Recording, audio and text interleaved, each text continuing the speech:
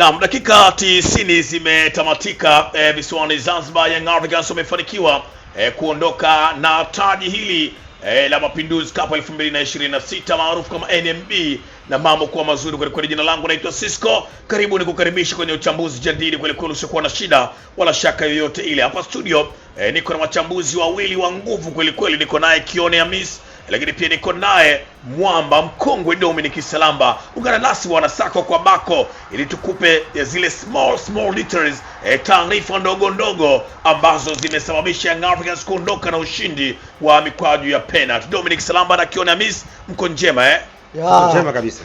Uzima upo? Mungu anasaidia. Na hamlalamiki? Ni jambo la kumshukuru Mungu. Tuanze kwako mkongwe Dominic Salamba. Zilikuwa dakika 120 za namna gani Azam FC wamekwenda kupoteza kwenye mikwaju ya penalty?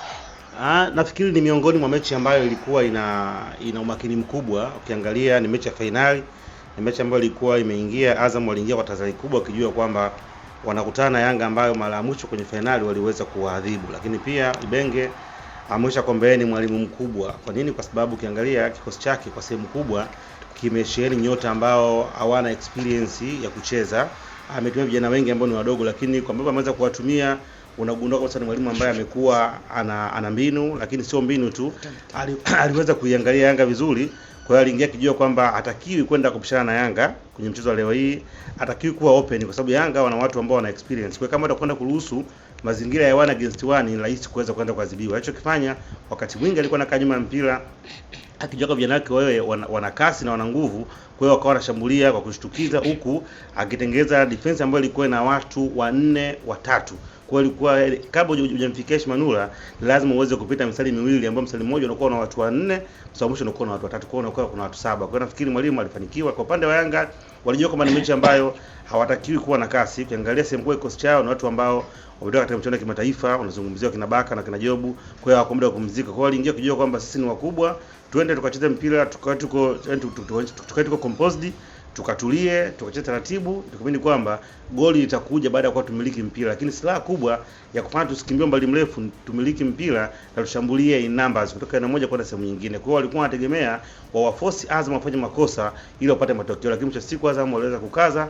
Kwa hiyo kuna nafasi zilipatikana, lakini unaweza kuangalia umakini wa Maxi, umakini wa Pakome ulikuwa umepungua mpaka dakika 90 zinakwenda kuisha mechi ikiwa bila goli lolote, huko Manula akifanya kazi kubwa sana kuweza kuokoa. Dakika za nyongeza ukiangalia kwa jicho moja, ndio mtu pekee ambaye alikuwa anastahili kupewa sifa ni Aisha Manula, kwa sababu mechi itakiwa ishe katika dakika za nyongeza. Kia anakwenda utulivu wake, ukomavu na experience ambayo iko nayo inakwenda kufanya Azam warigeni kupata nguvu mpaka ingie kwenye hatua za mtoto. Kwa binafsi ni mechi ambayo ilikuwa ina uwiano wa 50-50, na hata matokeo yametokea ni fair kwa sababu wote wa deserve kwenda kuchukua bingwa, isipokuwa Yanga anakwenda kuchukua kutokana na experience na kuwa na wachezaji wakubwa ambao siku zote pakiwa pana hali yenye pressure wao wanakuwa utulivu na kupata matokeo.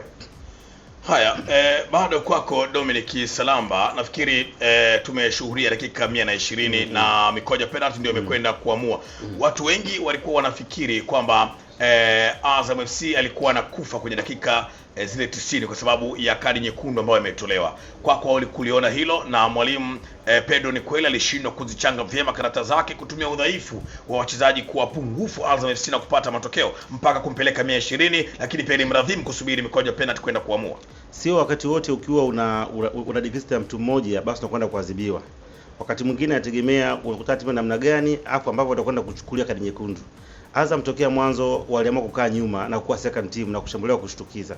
Baada ya kupata kadi wajua kwamba hapa tena itakuwa ni sehemu ngumu. Kwa hiyo kifanya wote walikaa nyuma, na uzuri wana vijana ambao wana kasi.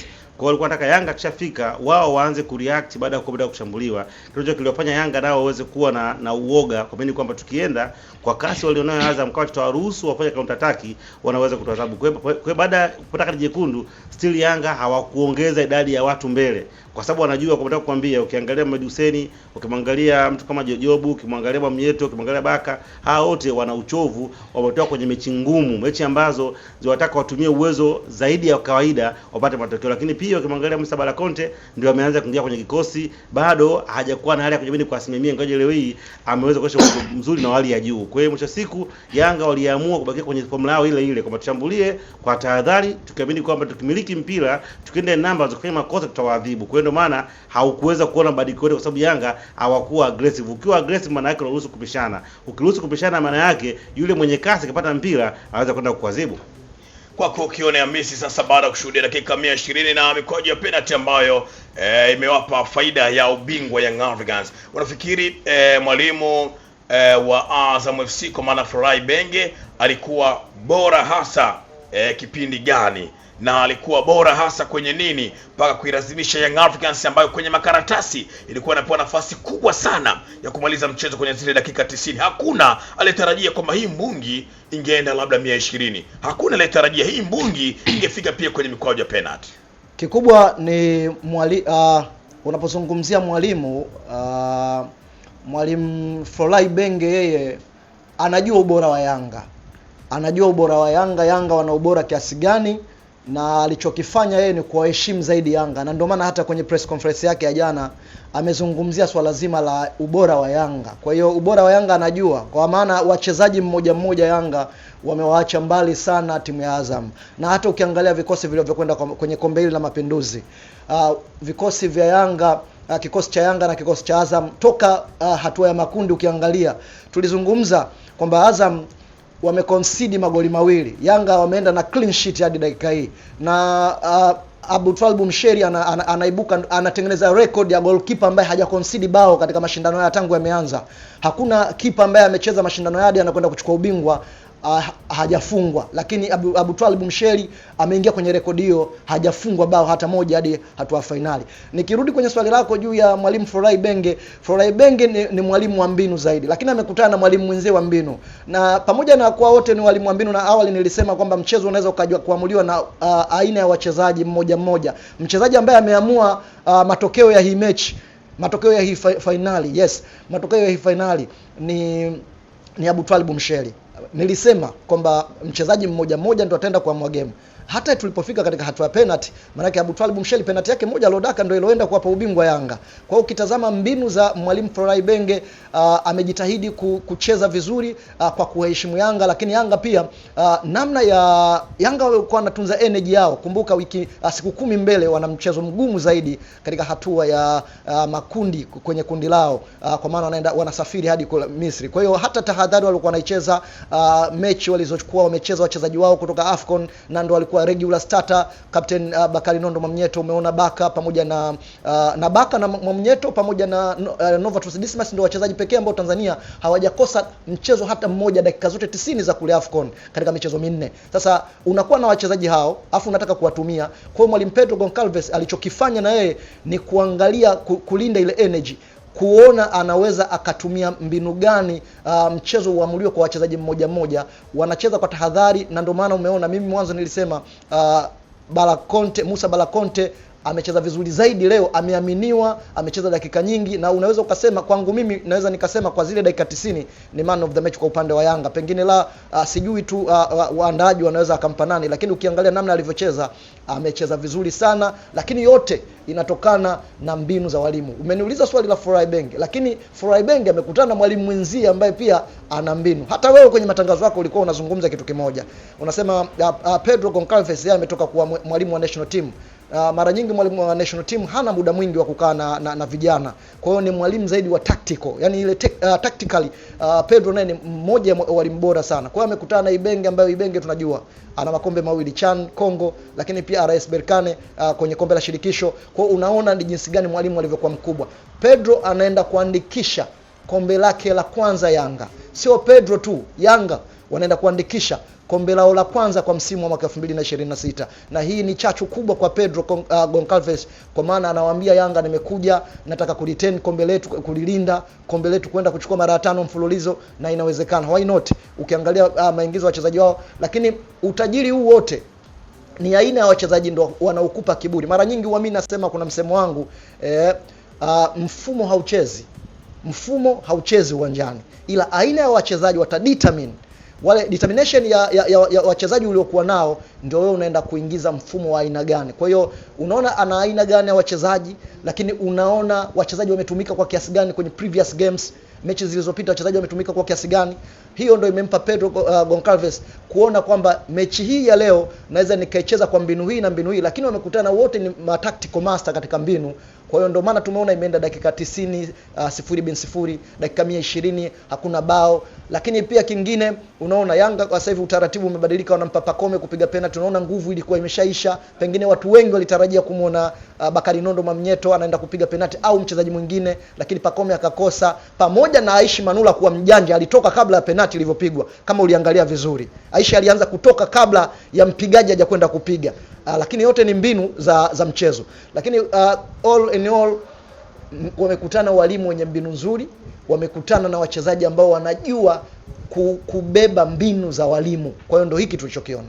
Nani kwako amekukosha leo kwenye dakika hizi 120 na unaweza pia kumchagua kwamba kwako anaweza kuwa ni man of the match? Kwa upande wa Yanga namchagua Musa Balakonte, lakini kwa upande wa Azam namchagua Aishi Salum Manula. Turejee kwako Mkongwe Dominic Salamba kwa hiki ambacho tumekishuhudia. Je, nini hasa ambacho kitaongezeka kwa Young Africans pamoja na Azam FC kuelekea kwenye mashindano ya kimataifa, hasa kwenye ile hatua yao ya makundi, ligi ya mabingwa na kombe la shirikisho? Nafikiri kubwa faida ambayo watakwenda kuipata kwa maana ya Yanga na Azam ni match fitness. Hiyo ndio kubwa, lakini pia inakwenda kutoa variety of option kwa walimu, kwa maana kwamba tayari wachezaji wako wameweza kupata kipimo kisahihi. Azam amekutana na Simba, amekutana na Yanga. Kwa maana yake ni kwamba tayari ile anakuwa na uwezo wa kwenda kwenye mechi ngumu zenye intensity kubwa akaweza kuzicheza kwa dakika 90. Na ukiangalia imekwenda kumpatia variety of option. Kwa nini? Kwa sababu kuna baadhi ya vijana ambao wamekuwa hawatumii. Kwa hiyo inaweza ikampa confidence kwa mechi hii. Pengine ningependa kuona Japhet Kitambala bora sitaki aanze, anakwenda kumwonyesha kijana ambaye anaamini kwenda kumpa kitu, kwa sababu kutrain mazoezini tofauti na kwenye mechi. Kwa hiyo nafikiri walimu wanakwenda kupata kitu cha pili, kwa maana kuwa na variety za option kutokana na opponent ambao wanakwenda kukutana nao. Kwa jambo la tatu imekwenda kuongeza yani ule ushindani wa namba. Kwa maana kumbe kuna mtu amekaa nje anajua kwamba kama mimi pesa sipo, kama pengine Pascal Msindo sipo, kama Plan Swing sipo, kuna watu ambao wanaweza kaja na bado wakazima. Tumeona vijana wadogo wakifanya kazi, muone ile Akite yule uwezo alionao, ni kijana ambaye ana uwezo mkubwa sana ambao tulikuwa tunaweza kumuona. Lakini kuna mshambuliaji wao yule mrefu ambaye ameingia kipindi cha pili, ana uwezo mkubwa sana. Lakini tumeona pia kina nani Zidane, Selina wengine. Kwa maana yake kwamba inakwenda kutoa ile hali ya kuwa na confidence kwamba pengine nikikaa mimi peke yangu ndo nitacheza, kumbe wote anza akacheza. Lakini pia kwa upande wa Yanga imekwenda kuwa ni kama generation, inakwenda kufanya revolutions au kwenda kulivili vile ambavyo watu wengi walikuwa hawaviamini. Hakuna ambaye aliamini kwamba Musa Balakonte ana quality ile, na ilifika hatua mpaka watu wakana pengine Yanga ametumia gharama kubwa unnecessary, kwa sababu ndio usajili ambao ulikuwa umetumia pesa nyingi kuweza kusajili. Lakini leo hii ameweza kuaminiwa, tumeweza kuona kumbe ambacho alikuwa anakosa ni ile game time alikuwa anaikosa muda wa kuweza kucheza. Ila kama angeweza kuaminiwa, Aspe Pressure ni miongoni mwa mtu ambaye anaweza kupatia variety of option, kwa sababu kwanza anaweza kumsaidia mwalimu kucheza na back 3, anaweza kukaa katikati ya walinzi wawili akacheza, kwa maana mwalimu akiamua kuingia back 3 anakaa katikati yao. Jambo la pili, anaweza kuwa ni holding midfielder mzuri ambaye akaruhusu kuwa na offensive wawili kwa eneo la juu, kwa maana akatengeneza triangle akaweza kupiga. Jambo la tatu, anaweza kusogea juu. Kipindi cha mwisho katika mechi leo hii mwalimu alimsogeza juu na kwenda kama namba 8, na ukiangalia hata pasi ambayo imekwenda kuzaa ile penalty aliipiga yeye kwa makini mkubwa sana, kuweza kuona kwamba jitigani ambaye alikuwa na uwezo wa kuweza kuona ni eneo gani nipige pasi gani kwa timing gani. Lakini pia alipiga kombola moja ambalo kama ingekuwa so deflection na mchezaji pengine tungemeingia. Kwa binafsi nafikiri kwa leo hii Yanga wameweza kupata pale. Lakini kingine hata kwa upande wa mtu kama nani Msheli ameprove kwamba ni kipa ambaye pamoja anakaa nje muda mrefu, lakini bado haimfanyi ashindwe kuwa na ubora. Unaweza kuona kujiamini, umakini wake, na lango liko salama, uwezo wa kucheza mpira, kupiga pasi, lakini ndio ambaye amekwenda kuitoa Yanga na kuweza kuipatia ubingwa huku akiwa ana mechi za kutosha. Pia watu kama kina Mwanengo na wengine. Kwa nafikiri imekuwa ni michuano ambayo imekuwa na faida kubwa sana kwa vilabu, hasa kuweza kujiandaa, kuzingatia kwamba tulikuwa tuna muda mrefu ambao timu zilikuwa haziwezi kucheza, na hapa leo tunazozea tarehe 13 Yanga ana siku 8 tu au siku 7 kabla kuweza kusafiri kwenda kwenye mechi ambayo ni ngumu, lakini tayari anakuwa amepata mazoezi ya kutosha ambayo yanamfanya aweze kwenda kushindana na kuwa na uwezo mzuri wa kuweza kuwania alama moja au tatu katika jiji la Kaolo. Sisi tumalizie kwako pia na jinsi ambavyo tumeshuhudia dakika hizi 90 timu bora ya mchezo kwako kati ya Yanga na Azam? Ipi timu ambayo imecheza kwa ubora mkubwa? Zote zimepambana kweli kweli mpaka kufikia hatua ya matuta, lakini iko moja ambayo imeibuka timu ya dhahabu kwa upande wako. Yanga, of course Yanga ndio timu bora kwa siku ya leo. Kila kitu kwenye takwimu Yanga wako juu. Unaona wamezidiwa hata kwenye foul na kadi. Usimenelewa? Azam wamezalisha hadi kadi nyekundu. Pamoja, lakini na precaution moja kwa Yanga. Yanga ndio timu bora kwa siku ya leo kwa namna walivyocheza. Na walistahili kupata ushindi Yanga walau kwenye dakika 90 kabla dakika 120 hadi kwenda kwenye hatua ya matuta. Yes, Yanga ni bora. Lakini naomba niwakumbushe tena viongozi wa Yanga. Viongozi wa Yanga wana timu nzuri sana, lakini wajaribu kukaa tena na Baka. Makosa haya akienda kuyafanya kwenye timu kama dhidi ya Al Ahly yatakuja kuigharimu Tanzania. Unapoona Yanga inaenda kule, wana alama 4 zile ni za Tanzania, sio za Yanga wenyewe. Yes. Kwa hiyo Ibrahim Baka, angalia, ilikuwa ni straight red card kama kwenye VAR. Yes. Kwa mtu aliyotazama ile ilikuwa red card, ni umeme moja kwa moja. Na matukio, ni kukumbushe, leo kuna wachezaji wana historia imetokea. Yeah.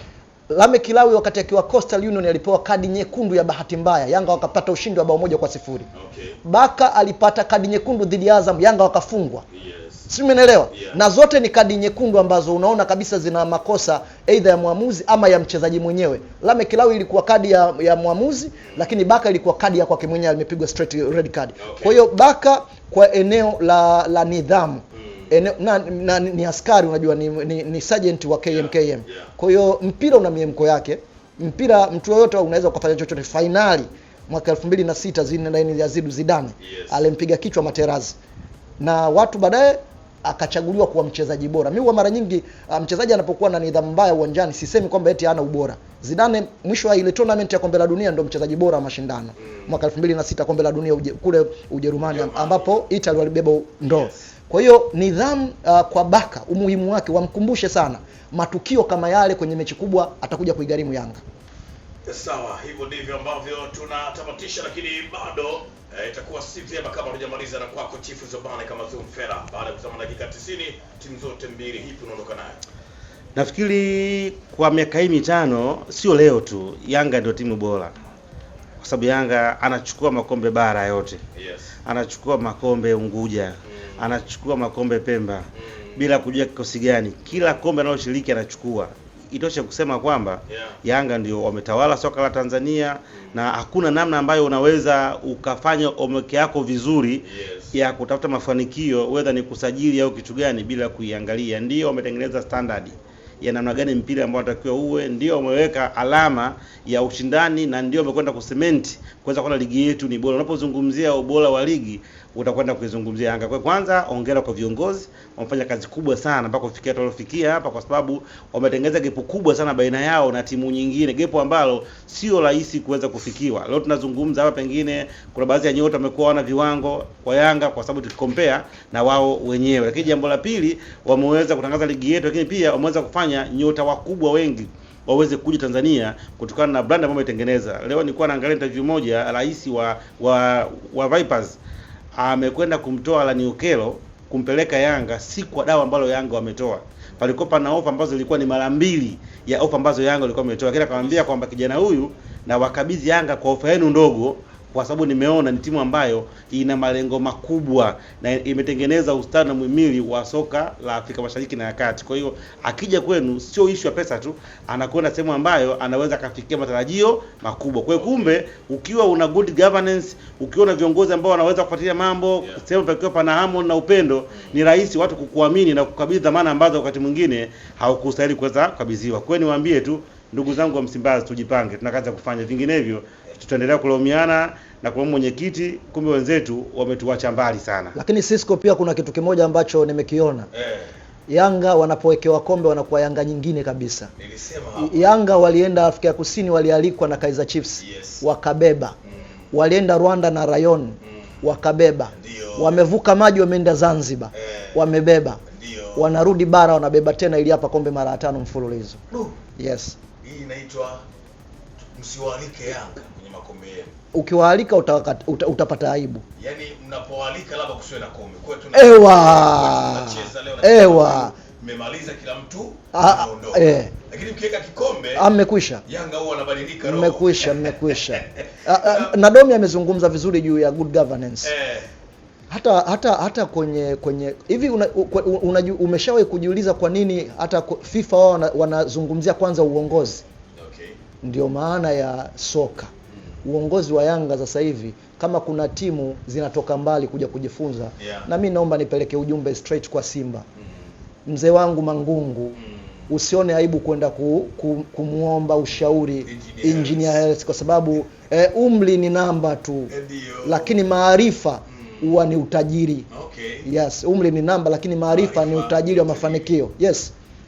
Bado hivi ndivyo ambavyo tunatamatisha hapa studio. Jina langu naitwa Nicholas John, ukiniita Cisco, na kuometisha kweli. Nilikuwa naye Chief Nzobane kama Zoom Fela Dominic Salamba, lakini bila kusahau Kione Amisco. Pamoja tulikupa zile small details, yani taarifa ndogo ambazo zinapatikana kwenye taarifa kubwa ya jumla. Taarifa kubwa ya jumla ni Yanga kupata matokeo. Nikupongeze wewe ambao ulituchagua sisi na kuwa nasi sako kwa bako. Hakika umesenelea matangazo ya didi kweli, yasikuwa na shida wala shaka yeyote ile, ikiwa na nguvu kubwa mno na Vini Kolomboka Helabet, bila kusahau Super Banco, EasyPets pamoja na Bati Quality. Jina langu naitwa Cisco. Itoshe kusema tukutane tena muda na wakati mwingine. Wailalika. Masalam.